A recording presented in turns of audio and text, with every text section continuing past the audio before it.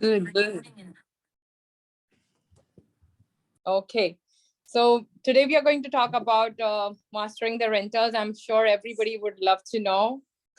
Must be doing a lot of agents who are already been in a business, have rented several times, but there is always new to learn. Does anybody know how many rentals we rent every year just in Bergen County? 7,000 rentals just in Bergen County. 7,284 last year, 7,156 in 2020. And I checked like every year just in Bergen County. There are so many other counties, so whole New Jersey. So we all have whole lot of business, just rental business. But my rental business comes from most of the investors. I went in 2019 in family reunion. And I heard Gary speaking from the stage, like, you might not have a buyer if you are new to a business, you might not have a seller, but every one of us has investors. And that was my key point when I went to a family reunion and came back, and that changed my whole business. So I know the people who have sold like 2 years back or a year back, still they are investors to me. And those investors, when you help them buy a property, eventually want to rent it.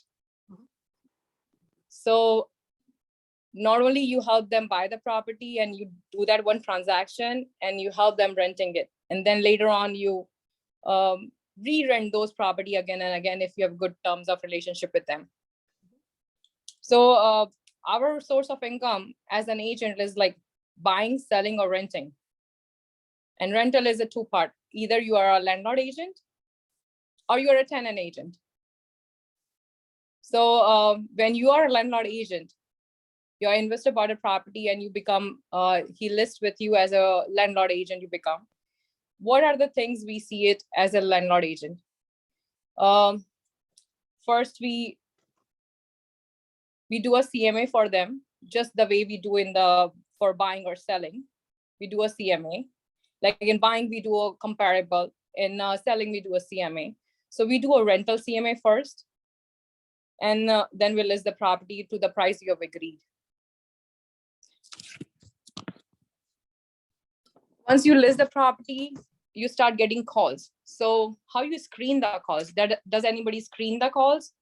Or you just, when you receive the call, you just go and show the property?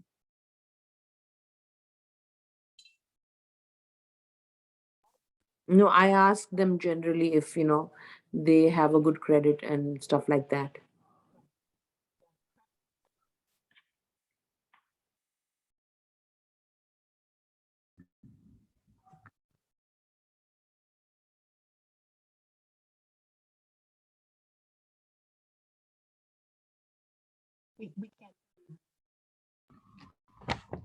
Hello?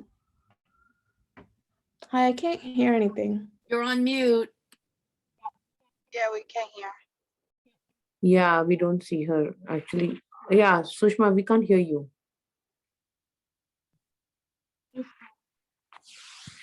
Sushma, you are on mute.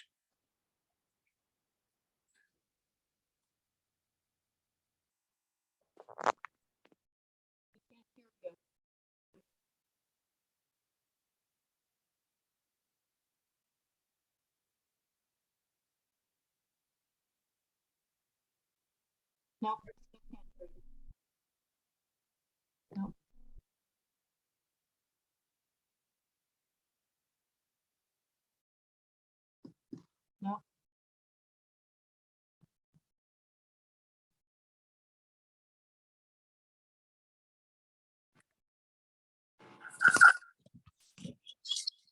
No. Now, sorry.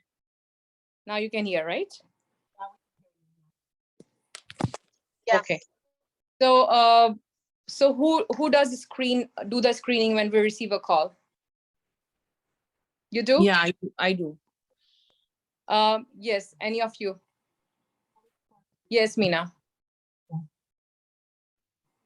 So basically, I just call them and ask them if they have a good credit score and they have a steady income. And also, I talk about pets and everything up front, because sometimes what has happened is they come to the property, they like the property, and then the landlord doesn't want a pet, and there was a pet and all of that. So you just want to make sure we don't waste time up front, right? Yeah. So what I have done, I have made like 18 points just to do the pre-screening of the telephone calls I received on rentals. I asked their name, I asked their phone number. So, I can schedule appointment from them, a good reaching number, how many adults they have in the house. Why I ask this? To know like all adults go on the lease. Most of the landlords wants that. And it's safer also for the landlord, because sometimes it happens, husband might have a really bad credit, or he might have a eviction filed, or one of the partner have a eviction filed, and now they do not want to show them on the lease, but we want to thoroughly check them. So there's a reason. My main reason is to ask them how many adults are there, how many children's. The reason I ask this for safety reasons, like if they have 4 children's or 3 children's, at least I know, like, okay, if it's a 2 bedroom, supposedly, and there are 3 adults, and each house has its own number of occupancy. Like each bedroom, I count like 2 people, 4 kids, and 2 kids, 2 adults and 4 kids. So 6 people, and it's a 2-bedroom house. It's not going to work for them. So it's very important to ask them the size of the family, and you let them know why you're asking, so they don't feel discriminated. And then I ask them, what's their occupancy date? A lot of people, they start looking way ahead of time. Like right now it's January, and I might be getting calls before people looking in March. If home is ready, then at least you can't wait till March or end of March. It's a loss of rent for your landlord. Occupancy date is very important. And as Meena said, a number of, if you want to know, like pets. So pet also, most of the landlord doesn't want it, and sometimes it's conditional. So when I put conditional pet, I would like to know number of pets, what kind of pet, if it's a dog or cat, and the details about the pet.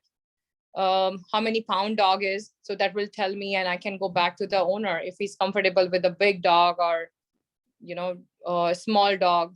It all depends on that. So pet information is very important. And our lot of landlord are particular about their vaccinations too, so you can ask them about those things going forward. But right now we want to know what kind of pet it is, if they have it.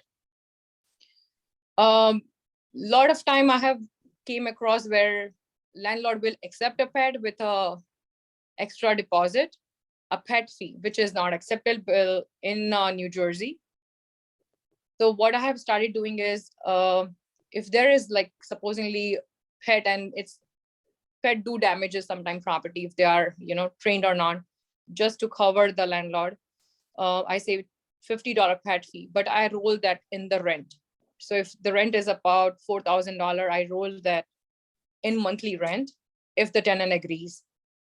So that way we are not charging them extra. 1.5 month security deposit, as per New Jersey, that's the standard.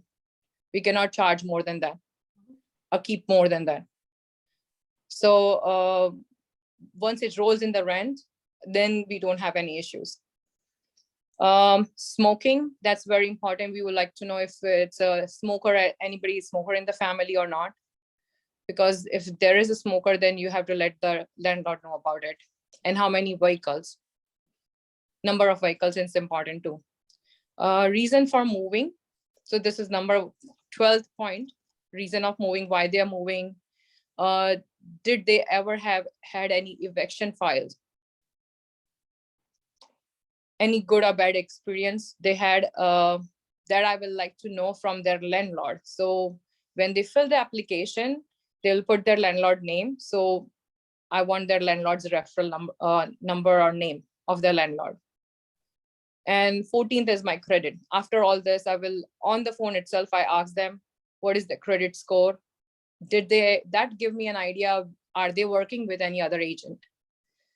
If they run the credit, then I tell them, if you have already run the credit, and explain them, in New Jersey, we all agents can show you homes anywhere in New Jersey. Of course, you put the limit, okay, I will show you in Bergen County or Passaic County, because that's happened with a lot of time. The way the buying of the home is a problem, low inventory, even the rental is a low inventory right now throughout the New Jersey. There are not enough rental if they're specific. So when we ask them about the credit, they will let you know if they have run the credit or not, and you will know they are working with other agents, and you can tell them, like, I prefer to work only with people who work with one agent, not several agents, because rental commission is not that much. And if you waste a lot of time showing them homes and they're working with other agents, you lose that commission if they end up buying with somebody else. And there is no buyer agent, exclusive buyer agency in rentals. So have to be very careful before even you take them once also. And then I ask them which area they are searching in. That's important. Length of the lease they are looking, if they're looking for short-term lease or a long-term lease. And I explain them the process of renting, like what are the requirements of renting.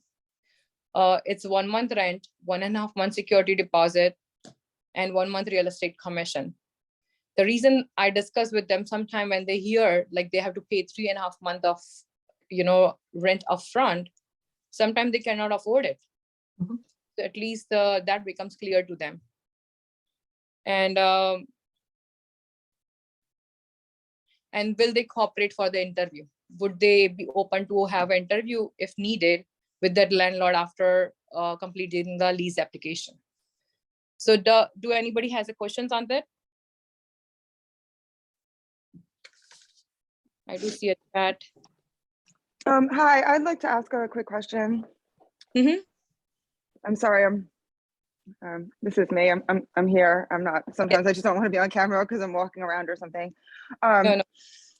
So I actually I joined in because I wasn't really wanting to do too many rentals right now, but of course I want to help somebody when the situation arises or if it comes from a referral. So let's try to be quick. So my main question revolves around, so I had a little more experience so far in New York City, and things are different as far as forms. And I had reached out to Claire in the Ridgewood office saying, okay, well, isn't there a commission form? And I didn't get to this step yet, but I'm trying to make sure that I'm prepped, like if I have all the documents needed. So is it correct that there's no such form in New Jersey where, you have a separate document for that? Do you understand? Like, where you're asking them to sign off, like a commission agreement? Does it make sense? No, there is nothing. Okay. You mean like a commission in New Jersey is paid by the tenant, right? No. Well, if you can correct me if I'm wrong, but my understanding, especially as well as from my conversations with some other agents, is that it depends on the circumstance, right? The tenant doesn't have to pay the broker fee, right? Yes, but if you pick up most of the rentals, tenant pay that's the standard in New Jersey, that tenant pay the commission. Okay, that's what I mean, that's what I thought, but I mean, it's very rare, right? That you can check. Yeah, that you can check with the broker. You can check with Sally. So more or less, it's a conversation you have with the tenant to verify. You have to explain it to them, but there's no document. Yeah. See, when you sign, if you are a listing agent and you sign a listing, in the listing it says like 1 month rent would be as a commission, and if you have another agent, you split that. Co-broke, right? The agent minus the listing fee if you're the listing agent, and if you're tenant agent, no. If you're listing agent plus the listing fee, and if you're a tenant agent, it's minus Mm-hmm. the Okay. listing. Okay. But it's half month commission split between both of them. Okay. Yeah. We don't have any commission statement. And in respect to referrals, like if you get a referral, you don't pay a referral fee on it. Okay, wait a minute, hold on. Can we, this is very important. May I just clarify this? So you're saying that because this is how my situation has come about recently, is I was referred this individual looking for an apartment from another New York agent. Since I'm licensed in both, she contacted me. And so she was asking for 22%, and it did get signed off. The broker signed that. Okay then. So Usually is that not normal? Is that not normal? is not normal, because I have come across where rentals you don't, I understand in New York, it's a huge amount of, for the rental. It might be Yes. 20,000 rentals, but in New Jersey, we don't referral. Okay. Rent. Because I agree with this, the way this should work here in New Jersey, because when it comes down to it, if this actually works out, it's going to be so little money, and it's definitely an issue. So, all right, thank you for explaining that. Thank you. Any other? Yeah, I just had a question because I'm a realtor, but I'm also a landlord, and I rent my unit out in South Jersey, where the landlord pays the commission. It's not paid by the tenant. But what I wanted to know was, especially when it comes to pets, and I'm asking that as a protection, even though you mentioned on the contract that you're not cooperating with tenants who want to bring in pets. Once they sign the lease, once they move into the apartment, then they keep pestering you about if they can bring in a pet. And technically, according to the laws, if they need like an emotional pet or whatever, can you, as a landlord, especially being a realtor, can you say no, or then you're obligated to have that pet? No, you are obligated. Okay. If documentation, because I do manage a condo unit in Englewood, where it's a condo unit. They have a management, and they have a strict no pet policy. But I had a client who had a dog, and she had all the documentation showing it's a small emotional support dog. Yeah. And we had to accept it. Management has to say yes to it, though there is strict no pet policy.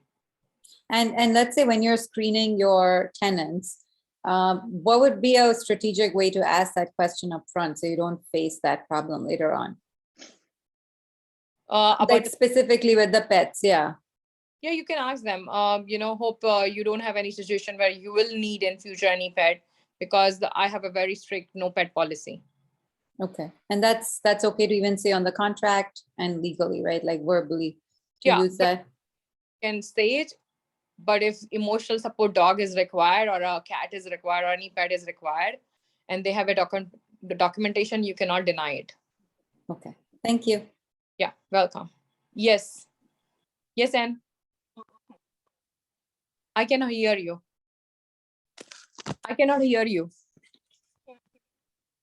Can you be louder? Yeah. Okay. Still I cannot hear you. No.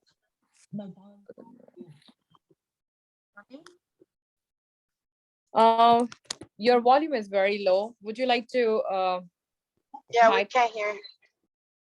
Anybody else? No, we can't hear you. All right, can you hear me now? Yeah. Oh, I just turned my mute on and off. You can hear me? Okay. Yeah. One of the questions, I did a rental this summer for an investor. I helped them buy the investment property, and then I found them the tenant. And one question that you will frequently get when people call about the apartment is, do you take Section 8?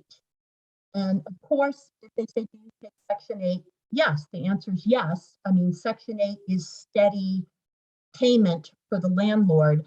I just wanted to bring that up because it's very important to say yes to that question, because we do not discriminate. Isn't that true? Yeah, it is true. And I will have a question for you. Why would you not take a Section 8? No, I always say absolutely.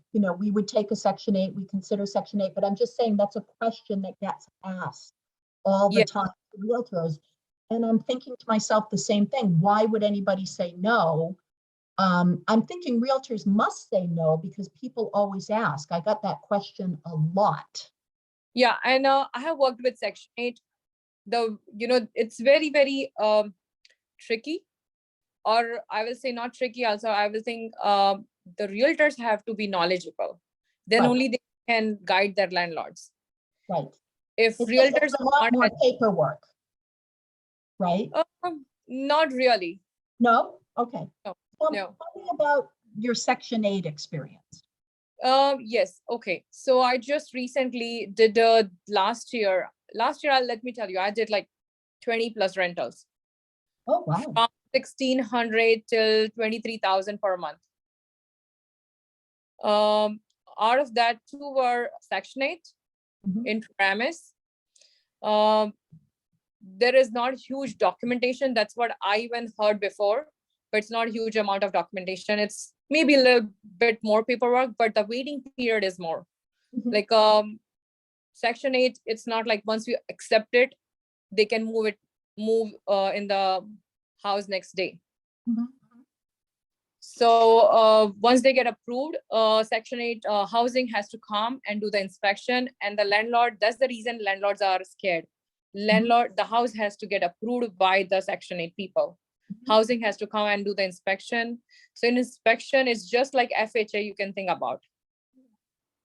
That's what a simple way to tell, like, this is, they will see the windows, no peeling paint, it's safe for staying, smoke alarms are installed, and whatever work has to be done, that has to be done by the landlord before they accept it. So housing accept it.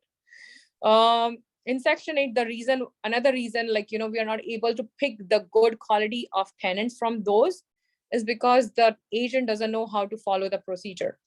So in Section 8, most of portion of the rent is paid by the tenant. Housing doesn't pay 100% everything. Most of the time, I'll say. There might be case where they might be paying most of it, but I'll say 90-95% there is a portion. So I always, even if I get a call from a Section 8 person, I do say, like, we do accept Section 8, but I would like to know, again, I do screening. I do ask them the credit, and they get surprised because they have never been asked. I said, I would like to know your credit and income. Like, why you're asking me? The reason I'm asking, because I want to know if they are having a good credit, even for their portion.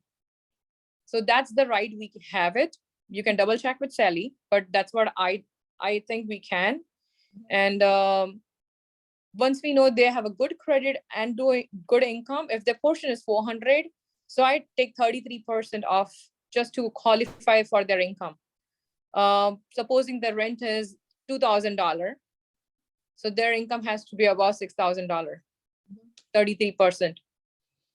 Same way, if the portion is, they have to pay $500, their income has to be at least 1,500 plus. And even they would be paying, most of them have to pay their utilities also. So that portion you can, again, calculate, okay, they have to 33% of the portion plus the utilities should be their income per month. And I don't see any problem. My landlords are really happy. Once you screen them properly, it's easier to work because you are not worried if the tenant lose a job or not, or any situation. You get paid from Section 8. And every year, depend on the town, they do have to go through an inspection. But still, you prepare the lease. I do prepare the lease. Section 8 has their own lease, and you prepare your own also. That's what Section 8 requires. So that's the reason you were telling it's too much of documentation. So we have our own standard lease, and we get a lease from the Section 8.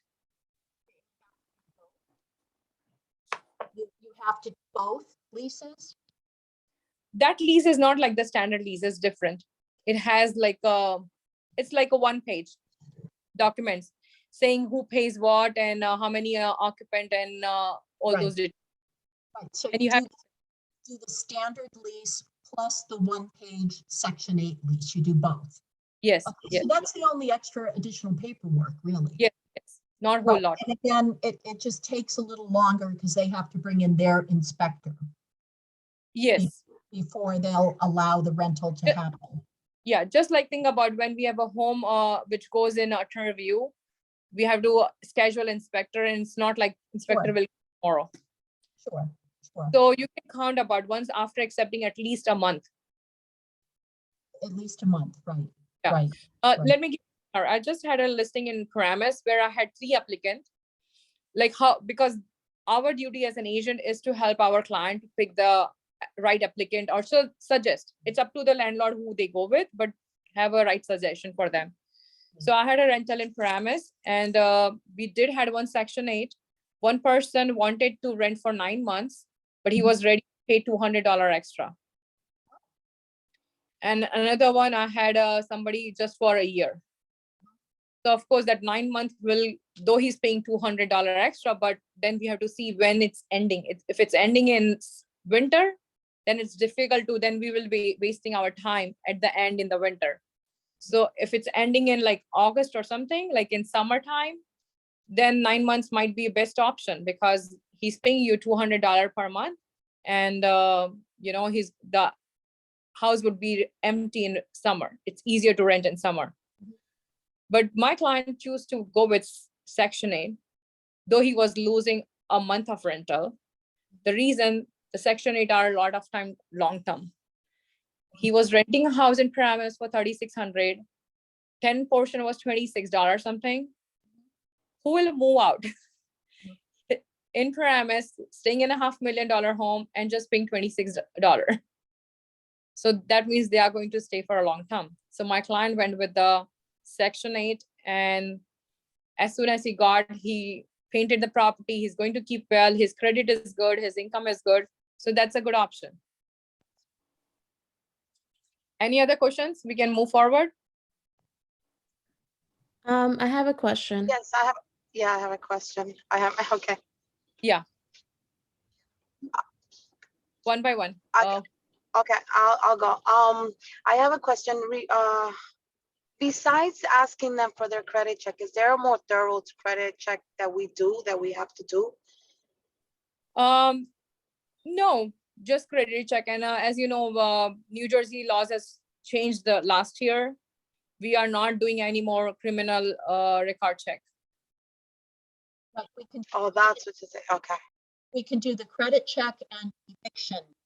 Eviction, just 2 of Right. them. And we Before, know in our office, we use inside credit report. Is that true?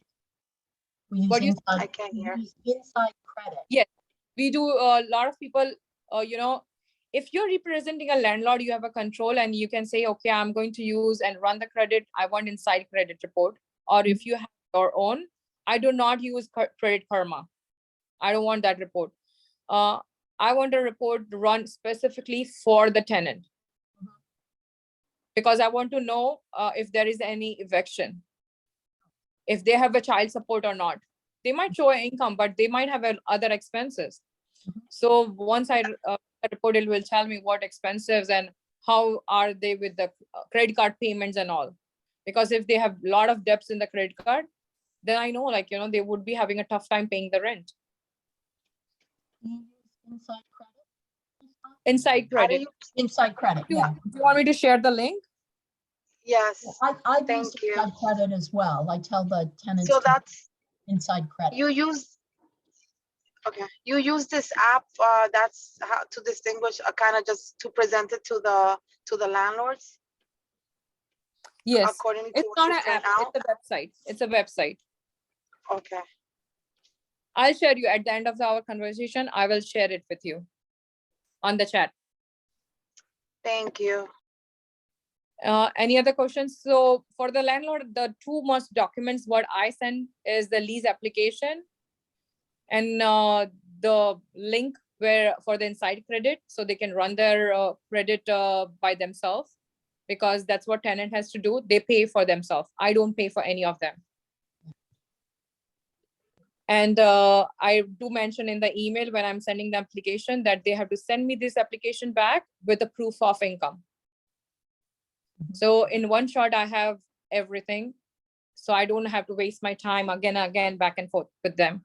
We have to be very careful with rentals. We do not want to waste a whole lot of time working with them. If you do your work straight at once, you save your time for later. Any other questions? Somebody had a question other than Liz. I have a question. So I came across before a Section 8 renter tenant Mhm. who their Section 8, I believe, was 1,800, but they were willing to pay an additional 200 off the lease. And I was told that wasn't allowed. Can you give me some more clarity around that? No, it's not allowed. Section 8 would not allow. Okay. He said he was he had that with his current landlord. Then it's between the landlord and the tenant. Tenant. You cannot be part of it. Okay. And Section 8 will not accept it. Okay. Even Section 8, like as I mentioned before, I had a client who was 9-month lease. Somebody wanted to rent for 9 months and he was ready to pay $200, right? Mm-hmm. But Section 8 would not accept it. If somebody is ready to pay also, they would not pay extra. Okay. Any other? And you had question? Have you ever done a rental? Yeah. Oh, okay, can you hear me? Maybe I'll put Yeah. my mouth right by the microphone. Can you hear me okay? Yeah. Monster truck. I have heard, I didn't actually do this, but I think it's a good idea. No, you are in and out. Oh, okay, can you hear me now? Yes, yes. Okay, I have to talk. Sorry. I have heard sometimes for investors, and you can do like an open house for tenants. Like, say you're going to do it on a Saturday, and here's the application. Come on Saturday between 1 and 4, and just have everybody come through at once. Fill out the application, get the credit report, just like doing an open house. And I've then done it. you don't waste your time. You get a bunch of applicants for your landlord, and you can say, pick one. Have you Yes. done it that way? Yes, I have done it. And it works very well? It does. It does very well. It saves a lot of time being a listing agent on a rental. Yeah. And I do get a lot of rental listings just because I work with a lot of investors.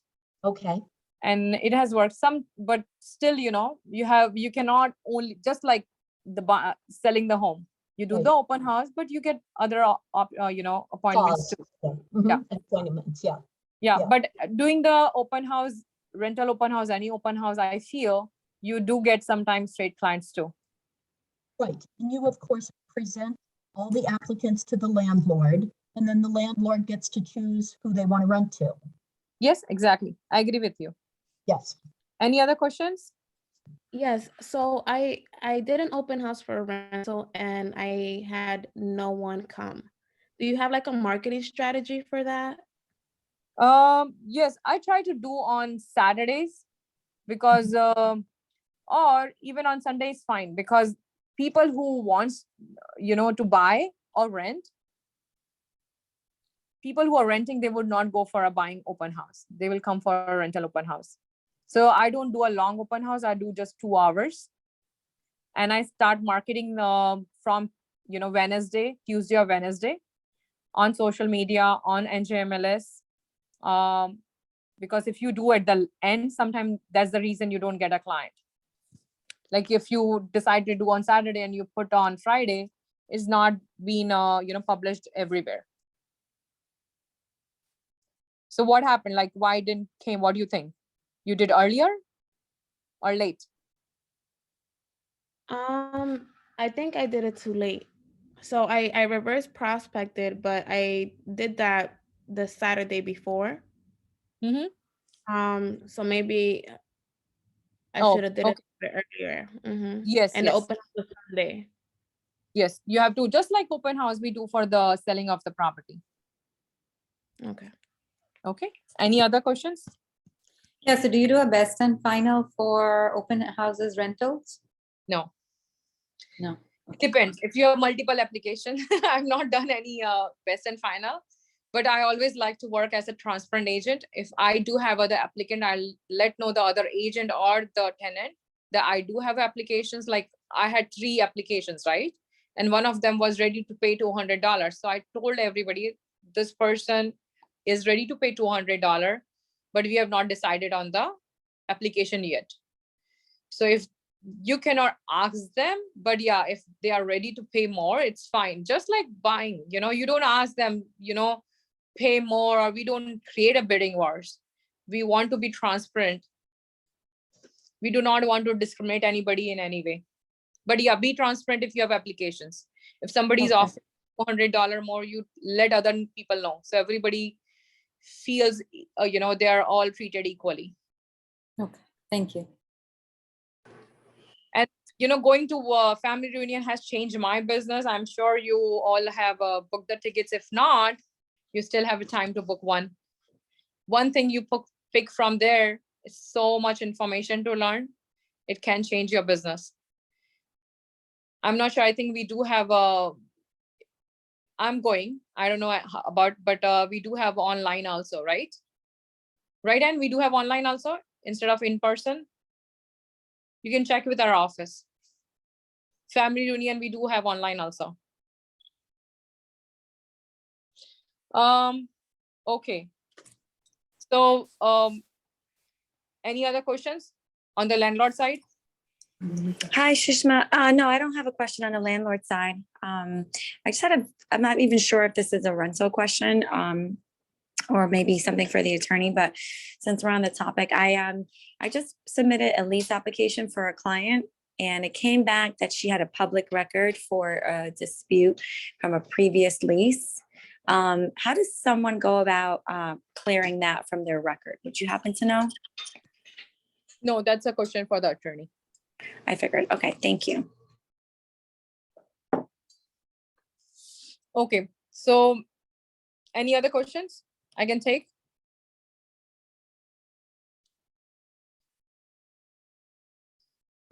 So landlord, when we are represent. Yes, Julia. Yes, Sushma, I wanted to ask, I have now a client in Jersey City, and I'm managing his property.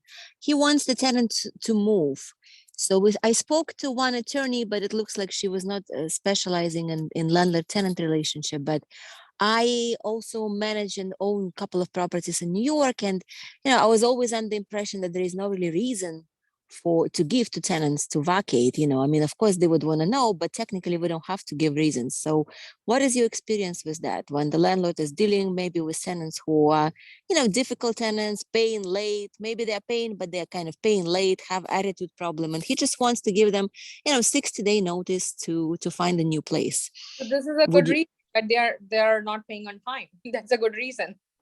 That's pretty good. Yeah, I mean, because they're paying, but they're paying, say, on the 7th of the month, on the 10th of the month, whenever they feel like it. And then we give them new leases, which they refuse to sign, which I think is also good reason to ask them to leave. Yeah. And you have an attorney, right, who is sending the notice?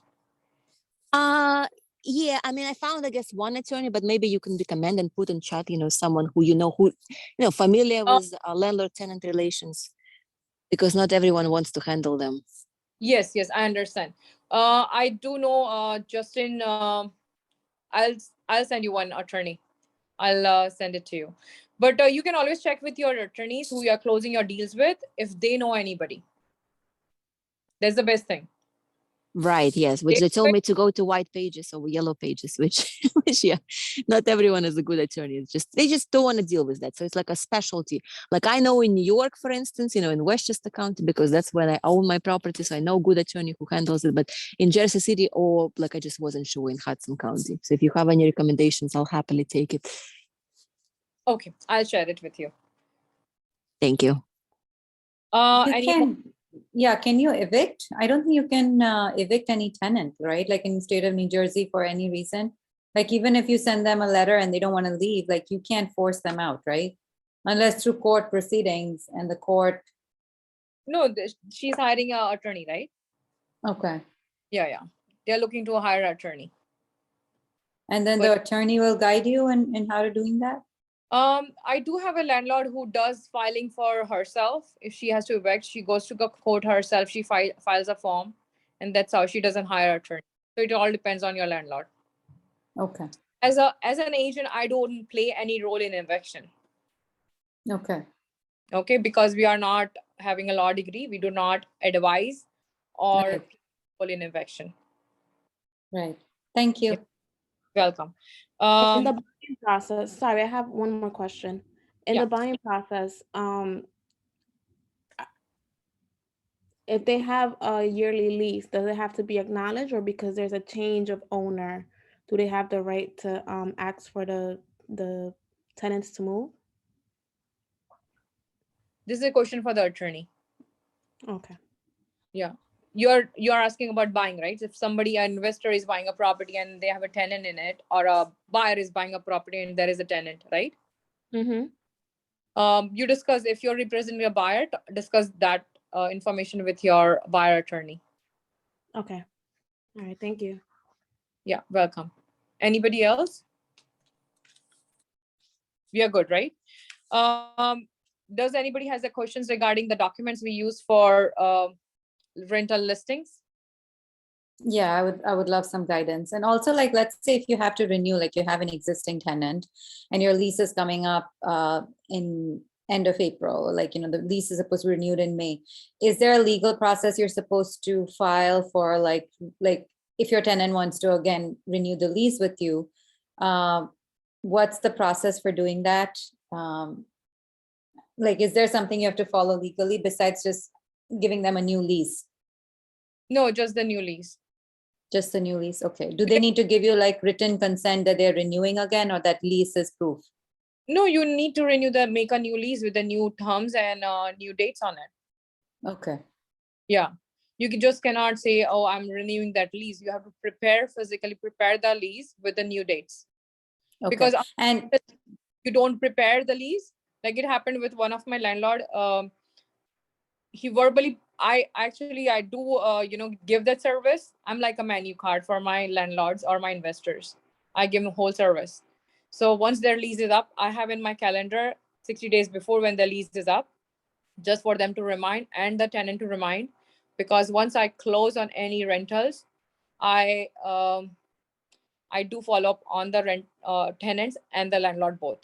If my landlord, then of course my landlord I'm going to follow, and with the tenant also. okay. Tenant, you can say I adopt the tenant. The way we adopt the buyers, if the buyers are left out, you just adopt the tenant. So then you earn both commission, dual situation. No. You don't get No. commission renewals. Okay. Yeah, it's a relationship. So if they want to buy future, they are your future prospects. Got it. Okay. All right. So if you're renewing a lease for a landlord, then basically it's just renewing the lease. You're just doing it out of courtesy. Yes. Unless you get in a new client, then you would charge them. Unless until I relist the property, it's just and it's a repeated business. Think about, I have investors who have bought the property over and over years from me just because of the service I've done for them. They know that, okay, once not only I will be getting a guidance from Sushma regarding buying the process, I will check the cap rate and everything for them and make sure they are buying a right property. And then after they bought it, I'll make sure they're getting a good rent. And when the rental is done, the work is not over for the realtors. So I make sure when the lease is up, they do negotiate the lease term again with the tenants. Okay. And is there a certain amount like you can increase in rent? Let's say if you're renewing the lease, is it like usually typically under 5% of the previous rent amount? Yes, it's 4 to 5%. Okay. Right. And it's not standard in all the towns. Every town is different, right? Some are rental control town. You cannot increase more than $50 or $100. Some of them you cannot increase at all unless until you get a new tenant. It all depends on the town. Got it. Yeah. Thank you. Yeah, welcome. Anybody else? Yeah. Yes, Anne. Can you hear me? Yes. Yeah, if a tenant does not want to renew a lease for a whole year, say they have a good relationship with the landlord and they want to go month to month, they can do that, correct? In other words, as long as they keep paying their rent every month on time, that's considered a binding agreement, correct? Yes, they can do that. They can do that. But still, I will suggest my landlord to have a lease which says month to month and for this amount. I'm sorry, say that again? If they're going month to month also, my suggestion to my landlord will be to still have a lease, how good the terms are, but still to have a lease which says month to month rental. Oh, okay. Because And sorry. if they don't have a lease, supposing the lease ended in 2019 and they are month to month, right? Right. Automatically when the lease expires, it goes month to month. But it's good to have, if you have a good relation, why not to have a document? Okay. Okay. So legally, they don't have to have a document to go month to month, but it's just a good idea. That legally thing you can check with Sally. Okay. Yeah. But the reason I'm telling, because in the lease, not only month to month will be spelled out, but even like how much notice they need, all those information will be there in the lease. Right. Right. So if we have to give them 60-day notice, 90-day notice, whatever, it's mentioned in the lease. So it's a good idea to have a lease incorporated for month to month rental if they are going. Mhm. Okay. Anything else? Yeah, sorry, I asked a lot of questions. Is No. the landlord obligated to like, Yeah, go ahead. no, no. Monica. So let's say if the tenant says he wants to do a month to month lease, is the landlord obligated to keep him, or he can say, no, I only want to do a yearly lease. I do not want to do month to month. This is a negotiation process, right? At this No, moment? no, no. Let's say if you have a tenant, and they signed up for a 1-year lease, that lease is coming up. And the tenant is like, can we do a month to month moving forward? I do not want to do a yearly lease because I might have, let's say for whatever reasons, my job might change and I might have to move in 6 months, right? As a landlord, are you obligated to again list with that tenant, or you can say, listen, I'm not looking for month to month. I only want to do yearly lease. Landlord can. So, can, right? So in that case, then you would tell the tenant to leave and find like another place, right? So he has to give you a notice, and he can, you can tell him to vacate the place. Okay, thank you so much. Welcome. Anything else? We are good, right? Anybody have questions regarding the documents we need for listing? Yes, please, I would appreciate that. Anybody using DocuSign right now? I've played with it a little bit. We have a package in DocuSign which has all the documents, which Okay. is really good. And I will highly recommend you like to have whenever you are doing your rentals, even for your own rentals, you can make a document in that. Right. Yeah. Lead paint form, you know that, right? We have to fill this up. This is a booklet, not filled up, sorry. This is the booklet which is already attached in our documents. This is a booklet which goes in our document. We have truth in renting. We have listing agreement. We have a COVID form, which is signed by the landlord. And if you have tenant, you have a separate for them. We have a lead paint form. We have a CIS for the landlord, and if you are representing a tenant, for the tenant. If you're doing both, it will be a dual agency, just like in buyer, for the buyers or for the sellers, we do it. And any other questions? I'd like to go over with you regarding the tenants. Like if you are, right now we were all talking about when we are representing the landlords, correct? So if you're representing the tenant, you get a call from a client, you had rental listing. That's how I do get a lot of leads from the listing. I had it and now have a tenant. So before you take them out, have all the documents ready, because in past I have seen made a mistake where I didn't check. They said they have a great credit, they have a good income, but if I make sure before I take them for a first visit also, I tell them, why don't you, I'm going to send you the lease application, fill that out. That will help you to represent you in a right way. If you do not represent the tenants right way, sometimes the way the market is right now with the buyers, multiple offers, same is the situation with the tenants too. So you make sure their lease application is filled, you understand and read their application properly, have their proof of income and the credit report. So I do send them before I even take them everything. So that way I don't waste my and their time. If they are not qualified, sometimes they think they are qualified for this rental. A lot of people, they might be making a $5,000 rent, $5,000 household income, but they feel they can rent a home for $4,000. Do you think it's possible? No, it's not. Because as we said, it has to be 33%. That's what I take it. It could be different, but that's what I have, it's a safe way to do it. And knowing the area is important. If you're working with the tenants, where they're looking. And if they're looking with too many agents, I don't take them. I make sure I clarify with them that we are licensed as a New Jersey agent and I can show you property in any area. It's not that I can show you property only in Ridgewood or only in Paramus or only in Fairlawn. So hope they understand that way, whatever time I'm putting with the tenant as the tenant agent.